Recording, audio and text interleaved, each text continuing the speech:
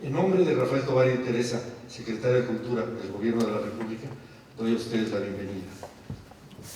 Nos hemos reunido esta mañana para celebrar el Foro Internacional de Derechos Culturales y Derechos Humanos, convocado por las Secretarías de Gobernación y de Cultura y la Organización de las Naciones Unidas para la Educación, la Ciencia y la Cultura.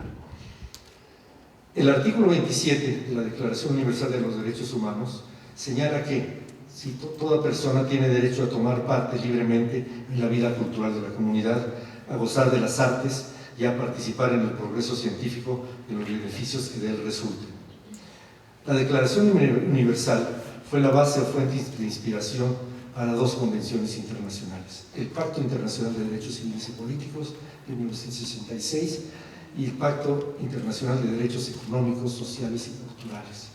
ambos también del 66. El primero otorga a las personas pertenecientes a las minorías étnicas, religiosas o lingüísticas el derecho de disfrutar de su propia cultura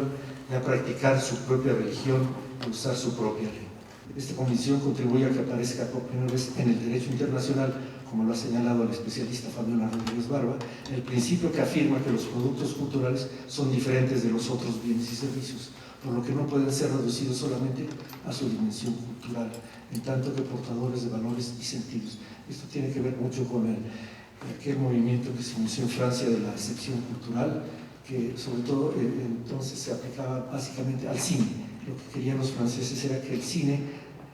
francés y el cine europeo en general no se considerara como un objeto comercial, sino como un objeto cultural, un bien cultural. Con todo lo anterior, quiero simplemente dejar algunas líneas de discusión y sobre el estrecho vínculo que existe entre los textos y documentos internacionales y los derechos culturales en México, en el momento en que se está elaborando la Ley General de Cultura, cuya consulta ha promovido la Comisión de Cultura y Cinematografía de la Cámara de Diputados. Una política de fuente constitucional que nos obliga a todas las autoridades en el ámbito de nuestras competencias a reconocer, respetar, proteger, garantizar los derechos humanos, entre los que están sin duda los derechos culturales. El primer germen de por qué hoy estamos discutiendo en México y desde México los derechos humanos y los derechos culturales tuvo incluso una cuna que nace antes de la Conferencia de San Francisco, y que entre Durban Oaks, la Gran Conferencia, y San Francisco, el Castillo de Chapultepec acoge una importantísima reunión. Y en esa importantísima reunión se parte de la necesidad de que tiene que haber una manera de concitar a los pueblos del mundo, a los países que habían salido de esa gran conflagración, para pensar en los derechos nacionales e internacionales del ser humano. Y eso lo dijo ni más ni menos que Alfonso García Robles ya desde ese primer momento.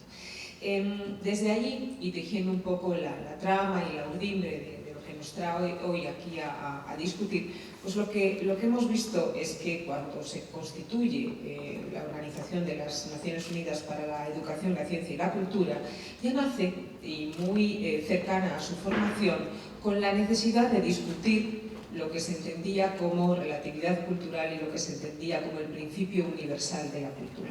Y para eso la UNESCO en los años 46 y en los años 47 convoca a los mejores antropólogos, pero quiero decir, y lo hablaremos después, que el mismo día en el que se aprueba internacionalmente la Declaración de los Derechos Humanos es el día en el que la UNESCO recibe y acoge como director general al señor Torres Bodet. Esta coincidencia sin duda no es una coincidencia baladí.